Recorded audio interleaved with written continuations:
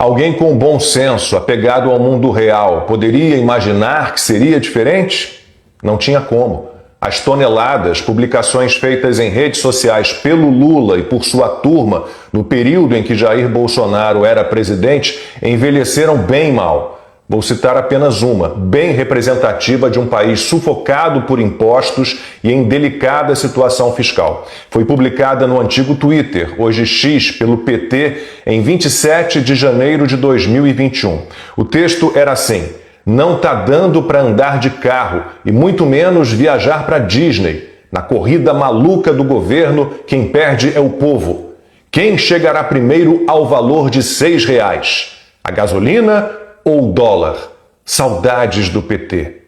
A ilustração botava lado a lado, numa pista de atletismo, uma nota de dólar e um galão de gasolina. É preciso primeiro lembrar que no começo de 2021, as consequências do fecha-tudo, pretensamente para combater a Covid, da balela à economia, a gente vê depois, ainda eram pesadas. Mesmo assim, o Brasil se recuperou mais rápido do que a maioria das nações, manteve a inflação sob controle, mais baixa até do que países desenvolvidos, e voltou a crescer. Naquele ano, nosso PIB subiu 4,8%. Mesmo com todos os gastos que o governo foi obrigado a fazer, tínhamos Paulo Guedes no Ministério da Economia e Roberto Campos Neto já na presidência do Banco Central. Assim, ninguém cruzou aquela faixa que estampava, em vez da palavra chegada, R$6. Nem o dólar, nem a gasolina. Com apenas 9 meses do terceiro mandato de Lula, essa corrida maluca desejada pelo PT foi vencida pela gasolina. Em setembro de 2023, o litro do combustível ultrapassou os R$6. Hoje, o preço médio da gasolina no país é R$ 6,10. A comum, claro. Em 3 estados da região norte, Acre, Amazonas e Rondônia, o preço já passou dos R$ 7. O PT já não fala mais do assunto, ou finge que está tudo bem, ou aponta, como sempre, outros culpados pelo descalabro em que estamos. Jair Bolsonaro continua sendo um irresponsável, alguém que não se preocupa com o meio ambiente, que incentiva o consumo de combustíveis fósseis, que levou adiante o delírio de zerar os impostos da gasolina, do diesel, álcool e gás de cozinha, onde já se viu. Como assim cortar impostos? Medida eleitoreira descarada. Já Lula é um santo. Tudo o que faz é pelo bem do povo. O descontrole nos gastos do governo é para salvar o Brasil. Gasto é vida, esse é seu lema. Vamos torrar trilhões, gastar muito e gastar mal. Basta compensar com aumento de arrecadação. Sobem-se alíquotas, inventam-se novos tributos.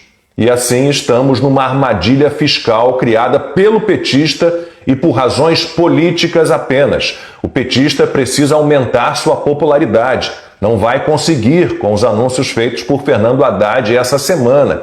Os mesmos criadores do calabouço fiscal, que garantiu que as despesas vão subir sempre acima das receitas, inventaram agora um pacote de corte de gastos que ninguém pode engolir.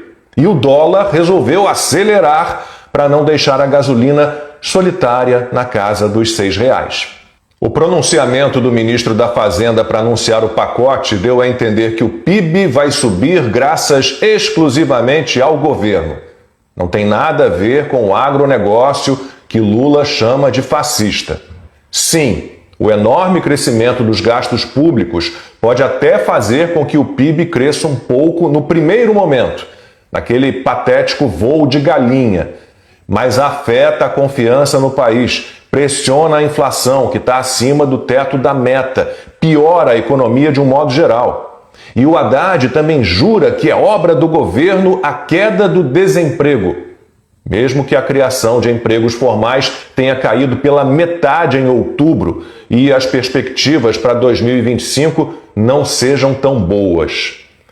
Claro que o ministro não ia falar que a queda do desemprego começou logo depois do fim das medidas alegadamente contra a Covid, ainda no governo Bolsonaro, o culpado de tudo que se abate sobre o Brasil.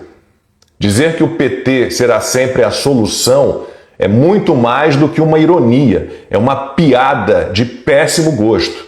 Haddad sabe que a situação é delicada e talvez realmente a deseje.